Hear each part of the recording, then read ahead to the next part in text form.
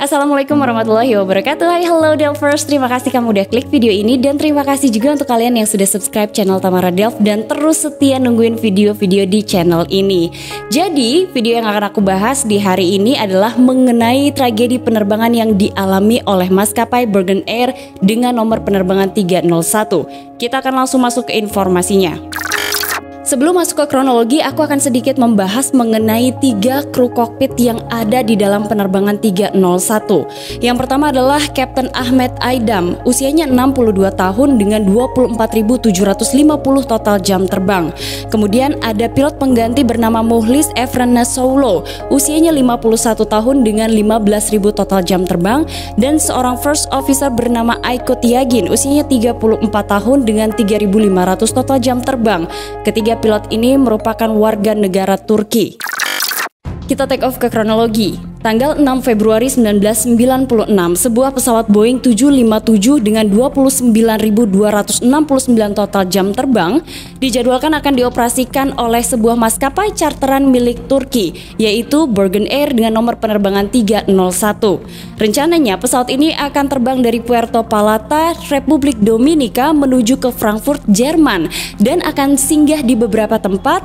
Yang pertama adalah di Gender, Kanada, dan juga di Berlin, Jerman. Ada 13 orang kru dan 176 orang penumpang, dan seluruh penumpangnya adalah turis dari Jerman. Penerbangan para penumpang ini menuju ke Jerman terhambat selama kurang lebih 4 jam karena perbaikan pesawat, persiapan pesawat, dan juga krunya. Setelah semua selesai, barulah penerbangan 301 ini mendapat izin dari petugas menara kontrol untuk take off. Pada pukul 3:42 UTC atau sekitar tengah malam waktu setempat, pesawat mulai meluncur dari runway 08. Ketika pesawat itu sedang meluncur di runway, first officer menyebutkan 80 knots atau 18 knots. Saat itu respon dari kapten adalah langsung mengatakan bahwa airspeed indicatornya tidak berfungsi. Ia tetap melanjutkan proses take off. Kemudian kapten mengatakan kepada first officer apabila pesawat ini telah mencapai kecepatan untuk take off, ia minta untuk diinformasikan. Hanya beberapa saat setelahnya, first officer mengatakan V1 rotate,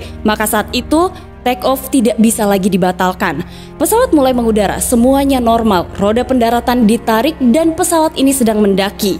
Masuk sebuah instruksi dari petugas menara kontrol agar pesawat ini terus naik ke ketinggian 28.000 kaki dan mempertahankannya. Kemudian sesuai dengan instruksi dari kapten, first officer langsung mengaktifkan autopilot. Namun hanya dalam hitungan detik, tiba-tiba saja 2 peringatan terdengar. Sistem komputer pesawat menunjukkan peringatan radar rasio dan Mach airspeed trim. Peringatan itu memberitahu seluruh pilot bahwa pesawat sedang terbang dengan sangat cepat.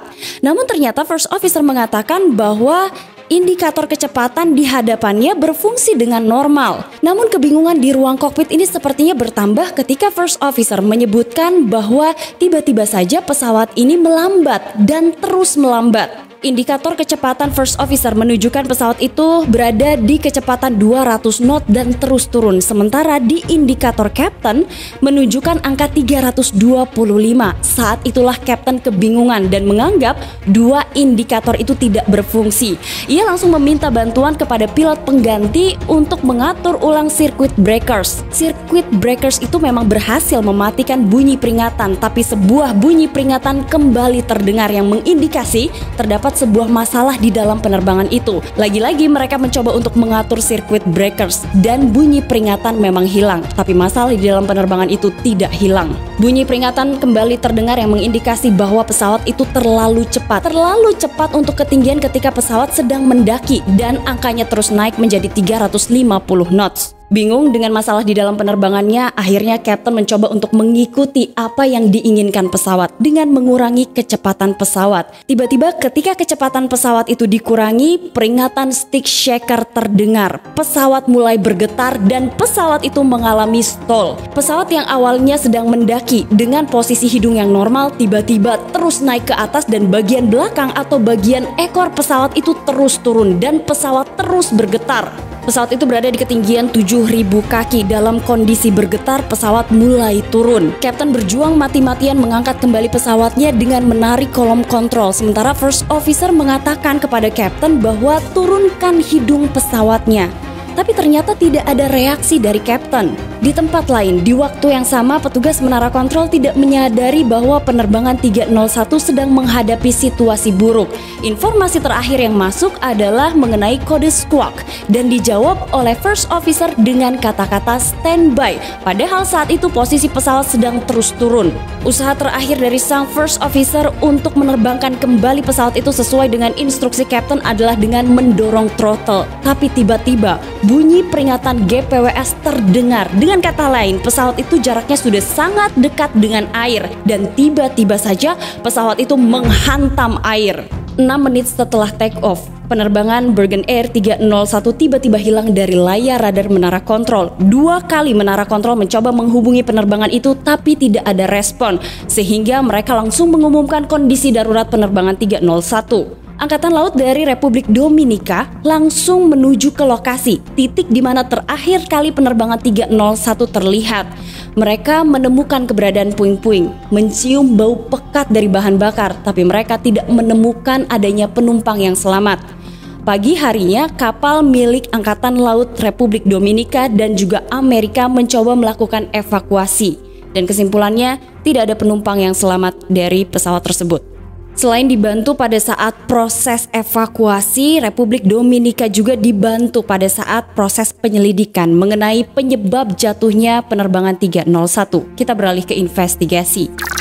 Tim investigasi dari 2 negara ini langsung melakukan penyelidikan, mencoba untuk membawa puing-puing yang berada di permukaan air. Fungsinya adalah agar mereka mengetahui bagaimana posisi pesawat itu ketika jatuh. Namun selain itu, tim investigasi dari NTSB juga meminta bantuan kepada Angkatan Laut Amerika untuk menyewa sebuah kapal selam yang diberi nama Curve. Kapal selam itu harus menemukan kunci dari penyelidikan, yaitu black box. Setelah beberapa minggu kecelakaan itu terjadi, black box akhirnya ditemukan, diangkat ke daratan lalu dikirim ke Washington. Datanya langsung dianalisa. Dari data FDR diketahui bahwa proses pendakian pesawat ini normal. Ketika autopilot aktif, beberapa detik kemudian peringatan mulai menyala. Kemudian hanya beberapa saat setelah pesawat itu mengudara diketahui bahwa airspeed indicator milik Kapten ini kembali berfungsi. Mereka mencoba beralih pada penyelidikan CVR dan dari sanalah mereka mengetahui perkataan Kapten mengenai tidak berfungsinya airspeed indicator bagian milik Kapten. Tim investigasi juga mengetahui tidak ada upaya untuk menggagalkan proses take off dan mereka juga menyadari bahwa adanya kebingungan di ruang kokpit setelah beberapa bunyi peringatan terdengar. Karena adanya perkataan Kapten mengenai tidak berfungsinya airspeed indicator, maka tim investigasi menduga ini ada hubungannya dengan pitot tube, sebuah sensor kecepatan udara yang terhubung dengan indikator kecepatan di ruang instrumen. Jika pitot tube itu terhalang atau terblokir, maka akan memberikan data yang salah pada indikator dan juga pada sistem komputer pesawat. Hal berikutnya yang dilakukan oleh tim investigasi adalah memintai keterangan dari kru maintenance dan juga memeriksa laporan pemeriksaan pesawat dan juga perawatan pesawat. Mereka mulai mengetahui bahwa pesawat yang digunakan pada saat kecelakaan itu berada di darat selama 3 minggu. Alasannya adalah karena maskapai ini tidak memiliki cukup penumpang untuk menutupi keuangan maskapai. Investigator juga memintai keterangan dari kru maintenance. Mereka menanyakan apakah mungkin pada saat perawatan pesawat pitot tube ini masih tertutup oleh lakban atau solasi dan mereka lupa untuk melepasnya. Nah, kru maintenance menyebutkan bahwa mereka melakukan perawatan sesuai dengan prosedur.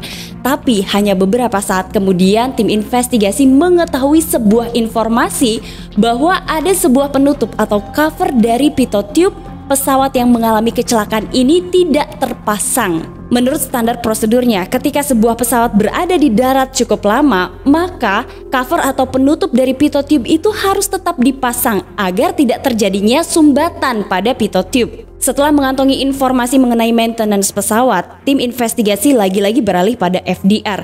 Mereka menyadari bahwa autopilot aktif, kemudian 2 peringatan menyala. Mengutip dari Aircrash Investigation, pilot memiliki 3 indikator kecepatan, sehingga apabila yang satu rusak, maka pilot masih bisa melihat pada 2 indikator yang lain.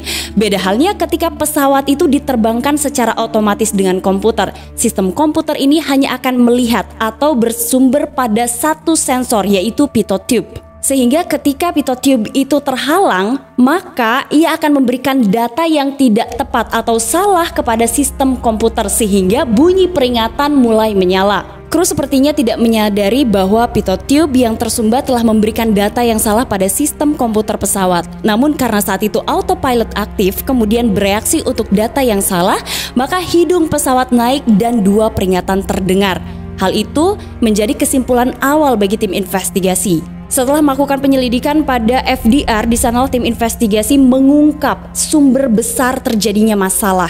Ketika Kapten berkesimpulan bahwa 2 indikator kecepatan di pesawat itu mengalami kerusakan, maka Kapten mulai mengikuti apa yang diinginkan oleh pesawat, yaitu mengurangi tenaga pesawat. Dari rekaman FDR, tim investigasi juga mengungkap bahwa sesaat sebelum pesawat ini jatuh menghantam air, autopilot terputus. Dan di sanalah pilot sepertinya kebingungan dengan masalah apa yang harus dihadapinya dan bagaimana jalan keluarnya. Sementara itu dari rekaman CVR ternyata pilot bantuan terdengar mengatakan ADI atau Attitude Direction Indicator. Nah, hal ini seperti memberitahu Kapten bahwa Kapten harus melihat posisi pesawat, hidungnya terlalu naik.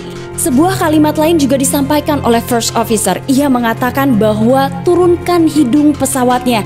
Dengan kata lain, sebenarnya kedua pilot lain ini menyadari bahwa posisi hidung pesawat terlalu naik. Dan cara untuk memperbaiki posisi pesawat saat stall itu adalah dengan menurunkan hidung pesawatnya. Namun saat itu sepertinya Kapten benar-benar bingung sehingga tidak fokus dengan posisi pesawatnya. Setelah tim investigasi mengetahui kenapa pesawat itu bisa mengalami kecelakaan, mulai timbul banyak pertanyaan. Seperti kenapa pilot tidak menggagalkan proses take off ketika mereka mengetahui adanya malfunction di dalam pesawat. Tim investigasi memintai keterangan dari seluruh pihak di maskapai. Dan ternyata mereka menduga karena pesawat ini telah mengalami penundaan selama 4 jam. Mereka jadi lebih terburu-buru untuk melakukan penerbangan dan menganggap bahwa kerusakan itu bukanlah sesuatu yang berbahaya. Pertanyaan berikutnya adalah kenapa First Officer yang memiliki kolom kontrol yang sama persis atau identik dengan Kapten tidak berusaha untuk menarik kolom kontrolnya dan mengambil alih kendali pesawat. Dari rekaman CVR jelas First Officer ini menyadari bahwa posisi hidung pesawat terlalu naik. Tapi kenapa ia tidak mengambil alih kendali pesawat? Tim investigasi kemudian mencari tahu apa yang sebenarnya terjadi. Mereka memintai keterangan dari beberapa kru Burgen Air dan mendapatkan kemungkinan bahwa First Officer ini takut kepada Kapten karena Kaptennya lebih berpengalaman dan juga merupakan seorang senior. Sehingga mereka hanya berani memberi solusi tanpa bertindak. Setelah mengetahui apa yang terjadi, masih ada satu pertanyaan besar yang sepertinya belum terjawab oleh tim investigasi dan mungkin juga oleh kamu yang nonton. Mungkin kalian juga penasaran apa sih sebenarnya yang menyebabkan pitot tube itu terhalang. Tim investigasi berada cukup lama di Republik Dominika. Mereka coba mengamati apa yang sebenarnya terjadi. Mereka juga melihat bagaimana proses perawatan pesawat dan mereka masih belum menemukan apa sebenarnya yang menjadi penghalang pitot tube tersebut. Sampai salah seorang entomologis yang berasal dari Republik Dominika mengemukakan bahwa mungkin saja yang menjadi penghalang pitot tube itu adalah serangga. Hingga kemudian tim investigasi coba menyelidiki wilayah di sekitar bandara dan juga di sekitar Puerto Plata. Hasilnya mereka memang menemukan beberapa serangga yang cukup banyak, di antaranya adalah lebah dan tawon. Tapi ternyata untuk membuktikan apakah benar lebah dan tawon ini menjadi penyebab dari tersumbatnya pitot tube, mereka harus menuju ke kedalaman 7.000 kaki untuk menemukan puing-puing pesawat dan menemukan pitot tube tersebut. Tapi pada kenyataannya mereka tidak dapat menemukan pitot tube sehingga kemudian dari beberapa teori dapat disimpulkan bahwa memang dugaan terbesar adalah karena lebah atau tawon itu telah membangun rumah. Karena menurut sang ahli, lebah atau tawon-tawon ini akan mencari lubang sebesar pitot tube dan kemudian menjadikannya rumah. Tim investigasi menyimpulkan bahwa kecelakaan dari penerbangan Burgen Air 301 adalah karena kurang tepatnya prosedur yang dilakukan oleh pilot pada saat terjadinya stall di pesawat. Dan juga adanya kebingungan kru pesawat mengenai beberapa bunyi peringatan yang terdengar sekaligus di ruang kokpit. Maka setelah kecelakaan Burgen Air 301, Pihak Boeing memperbaiki beberapa bunyi peringatan dan bahkan memberikan pilihan kepada pilot untuk dapat memilih pitot tube yang mana yang akan mereka gunakan untuk menjadi sensor kecepatan udara. Itulah informasi dari channel Tamara Delf mengenai penerbangan Bergen Air 301. Semoga informasi ini bermanfaat untuk kita semua. Hai halo Delfers, aku bakal langsung bacain kali ini 4 komen kalian ya. Yang pertama adalah dari Alif Airi Zulkifli. Assalamualaikum Kak Tamara. Waalaikumsalam. Wah, tidak sabar mau nonton channel yang paling aku suka. Semoga sehat selalu dan dimurahkan rezeki dan komennya dibaca. Amin. Terima kasih dan komen kamu juga udah aku bacain ya. Kemudian yang berikutnya adalah dari OTW. Lama-lama kecanduan dengan channel ini. Suka banget dengar keterangannya detail dan jelas. Yang ketiga adalah dari Lemon Coconut. Halo Kak Tamara, love bingit sama videonya karena dijelaskan dengan jelas banget kronologinya kayak lihat TV WK. Dan yang terakhir adalah dari 21 Joan Bayu Aji Nugroho. Makasih banyak Kak udah sering upload, jadi mood booster banget selama stres sama kuliah dan real life. Semoga tetap diberi kesehatan supaya tetap bisa jadi mood booster kami. Amin, terima kasih. Dan buat kalian yang baru aja bergabung sama channel aku lihat banyak banget kalian subscriber baru. Terima kasih banyak. Semoga informasi aku ini bisa menambah pengetahuan kita semua dan menjadikan informasi-informasi ini sebagai pelajaran buat kita semua di kemudian hari. Terima kasih kamu udah nonton video aku hari ini. Jangan lupa di subscribe, dinyalain lonceng notifikasinya, dan sampai ketemu lagi di episode selanjutnya.